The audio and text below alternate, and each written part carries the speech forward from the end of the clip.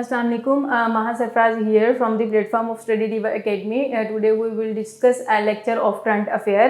आज हम 1st, 2nd and 3rd of November 2022 के करंट अफेयर्स को डिस्कस करेंगे. आज का लेक्चर स्टार्ट करते हैं. आज के लेक्चर के अंदर सबसे पहले कुछ न्यूज़पेपर और एक न्यूज़पेपर है और एक न्यूज़ एजेंसी है. हम सबसे पहले वो देख लेते हैं. एक है सबसे पहले न्यूज़पेपर का नाम है Global Times. Global Times newspaper belong करता है चाइना से. दूसरे नंबर पर है ANI, Asian News International. Asian News International जो है ये न्यूज़ एजेंसी है and it belongs to India. तो उसके बाद कुछ पर्सनालिटीज स्टार्ट हो जाती है. पर्सनालिटीज के अंदर सबसे पहले एक है एलिसन फ्लूक एक्रन. ये जो है एक फीमेल है. ये कैंसास USA से बिलोंग करती हैं, लेकिन इन्होंने कुछ साल पहले इस्लाम कबूल कर लिया था और इस्लाम कबूल करने के बाद उन्होंने मिलिटेंट इस्लामिक स्टेट ग्रुप जो सीरिया का है उसको ज्वाइन कर लिया और उसके अंदर जो फीमेल्स थी, जो लड़कियां थी या फिर जो वहाँ पे लेडीज थी, उनको ट्रेनिंग देनी स्टार्ट कर दी उन्होंने. ठीक है, ट्रेन करना उनको स्टार्ट कर दिया था. लेकिन अभी रिसेंटली USA वालों ने इस फीमेल को 20 साल के लिए जेल की सजा दे दी है. ठीक है, इसको जेल की सजा इसके लिए अनाउंस कर दी है. कितने साल के लिए? 20 साल के लिए. उसके बाद है पाउल लेबले पोगबा. ये जो है ये फ्रेंच फुटबॉल प्लेयर हैं, पाउल लेबले पोगबा. उसके बाद है डेविड डी पेप. डेविड डी पेप जो है ये US हाउस स्पीकर जो नैन्सी पेलोसी है उनके हस्बैंड है और रिसेंटली उन पर अटैक हुआ है, उनको नुकसान पहुंचाने की कोशिश की गई है. उसके बाद है फरूक तारिक. फरूक तारिक जो है ये पाकिस्तान से बिलोंग करते हैं और पाकिस्तान किसान राब्ता कमेटी के लीडर हैं. पाकिस्तान किसान राब्ता कमेटी के लीडर हैं. अभी रिसेंटली बस इनकी ये न्यूज़ आ रही थी कि किसान जो है वो प्रोटेस्ट कर रहे हैं गवर्नमेंट के खिलाफ, क्योंकि गवर्नमेंट ने जो पॉलिसीज ली हैं वो जितने भी फार्म जो है हमारे ट्रैक्टर और फर्टिलाइजर की जो कंपनीज हैं उनके लिए बेनिफिशियल हैं, हमारे लिए नहीं है. ठीक है, बस ये था. उसके बाद है परवेज खटक. परवेज खटक जो है ये PTI KPK के प्रेसिडेंट है. ठीक है, उसके बाद कुछ हमारे फॉरेन मिनिस्टर्स हम ऑलरेडी पहले एक डिस्कस कर चुके हैं. Naveed Qamar. Naveed Qamar is currently acting as commerce federal minister of Pakistan. उसके बाद लॉ एंड जस्टिस के हैं अयाज सादिक, लेकिन Ayaz Sadiq is also acting as economic affairs minister. ठीक है, अभी आपसे पूछ लेते हैं कि अयाज सादिक के पास कौन कौन से पोर्टफोलियोज हैं. देन यू विल से कि इकोनॉमिक अफेयर्स में एज अफेयर्स का है इसके पास पोर्टफोलियो और दूसरे नंबर पर लॉ एंड जस्टिस का. उसके बाद स्पेस से रेलिवेंट दो न्यूज है, छोटी छोटी सी लेकिन है इंटरेस्टिंग. वो ये है कि अभी रिसेंटली एक तो ये पहले नंबर पे जो है 2022 AP7. ठीक है, इसको डिस्कस करते हैं. एक एस्ट्रोनॉमर्स का ग्रुप है, उन्होंने रिसेंटली एक देखा है एक ऑस्ट्रॉइड जमीन की तरफ आ रहा है. जमीन की तरफ उसकी डायरेक्शन है और हो सकता है, लेकिन बहुत कम चांसेस हैं कि वो फ्यूचर के अंदर जमीन के साथ कोलिजन उसकी हो और कैटास्ट्रॉफिक उसकी कोलिजन होगी, लेकिन बहुत कम चांसेस हैं. ठीक है, उस एस्ट्रॉइड का नाम क्या है? 2022 AP7. ये आप लोगों ने याद रखना. ये जो न्यू बुक हमारे पेपर्स में वो इसी तरह से हमें कंफ्यूज करते हैं. ठीक है, एस्ट्रॉइड का नेम क्या है? 2022 AP7. उसके बाद है दूसरे नंबर पर Tiangong space station. Tiangong space station में आप लोगों के साथ पहले करंट अफेयर के लेक्चर के अंदर डिस्कस कर चुकी हूँ. ये स्पेस स्टेशन है चाइना का. ठीक है, चाइना ने इसको लॉन्च किया था. इसके 3 मॉड्यूल्स थे. 2 ये मॉड्यूल्स पहले ही लॉन्च कर चुका है और इसका 3rd रहता था, लेकिन सक्सेसफुली इसने 3rd अपना मॉड्यूल भी लॉन्च कर दिया है. और 3rd मॉड्यूल का अगर वो नेम आपसे पूछता है उसका नाम है मैंशियन. ठीक है, मैंशियन उसका नाम है, तो 3rd मॉड्यूल है. और ये जो तियानगोंग स्पेस स्टेशन है, अगर उसकी वो शेप पूछ लेता है तो आपने कहना है ये T शेप्ड है. T फॉर तियानगोंग और T शेप्ड.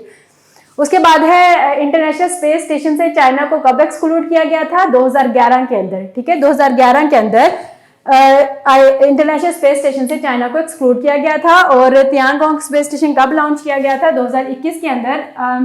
आप लोगों में से अगर कोई आप इंटरेस्टेड हैं तो मैंने आप लोगों के साथ जो पहले 2 मॉड्यूल्स को डिस्कस किया था, आप मुझे कमेंट बॉक्स में बता दें. इस तरह से रिवीजन हो जाती होती है. ठीक है, उसके बाद कुछ प्रेसिडेंट है, एक ही बल्कि प्रेसिडेंट है. अगर वो करंट प्रेसिडेंट पूछता है ब्राजील का, वो है जायर बोल्सोनारो. लेकिन अभी रिसेंटली वहां पर प्रेसिडेंशियल इलेक्शंस हुए हैं. प्रेसिडेंशियल इलेक्शंस के जरिए की वजह से वहां पर एक और है पर्सन, उनका नाम है लुइस इनासियो. वो रिसेंटली प्रेसिडेंट इलेक्ट हुए हैं, लेकिन अभी उनको जो पावर है वो शिफ्ट नहीं की गई. जस्ट अभी प्रेसिडेंट इलेक्ट हुए हैं. ठीक है, और ये पहले भी हम डिस्कस कर चुके हैं कि ये पहले भी प्रेसिडेंट एक्ट कर चुके हैं और उनका क्या था 2003 से लेकर 2010 तक.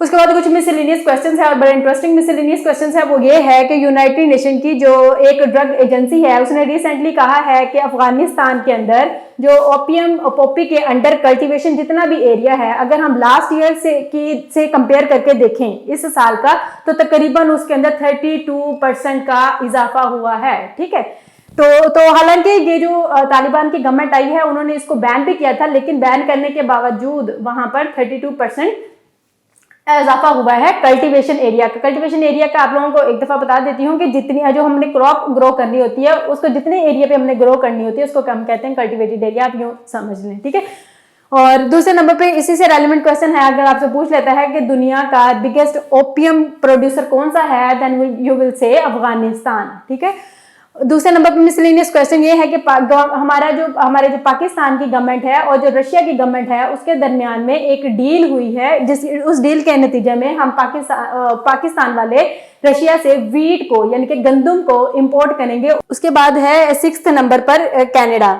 ये 5th वाला दोबारा एक दफा मैं आप लोगों के साथ डिस्कस कर देती हूँ। वो ये है कि यूएई के इकोनॉमिक मिनिस्टर ने कहा है कि हम जो ओपेक प्लस वाले हैं हम ऑयल देने को तैयार है। जो भी दुनिया के अंदर ऑयल हमसे लेना चाह रहा है कोई भी मुल्क, वो हमसे ले सकता है, हम देने को तैयार हैं।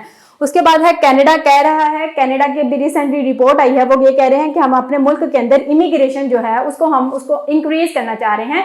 वो 2025 तक तकरीबन 500,000 इमिग्रेंट्स को अपने मुल्क के अंदर लेके जाना चाह रहे हैं। ठीक है, उसके बाद है एमसीसी रिसोर्स डेवलपमेंट को लिमिटेड एक कंपनी है, किसकी है, चाइना की है। और चाइना की कंपनी से रेलिवेंट ये है कि हमारा जो संदेक कॉपर कम गोल्ड प्रोजेक्ट है उसके अंदर ये कंपनी इन्वॉल्व है। ठीक है, ये कंपनी से रेलिवेंट है।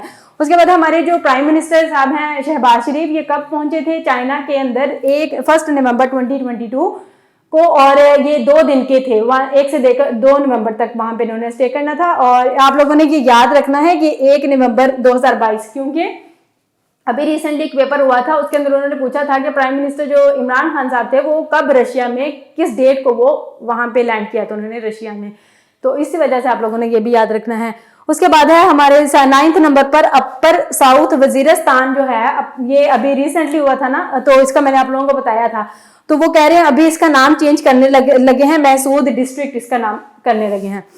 उसके बाद है गिलगित बल्तिस्तान का इंडिपेंडेंस डे, अगर हम देखें तो वो 1 नवंबर को सेलिब्रेट किया जाता है। और गिलगित बल्तिस्तान ने 1 नवंबर 1947 के अंदर जो डोगरा राज है वहां से आज़ादी हासिल की थी। तो आज के लिए इतना ही था, मैं साइड पे हो जाती हूँ, आप लोग स्क्रीनशॉट ले लें।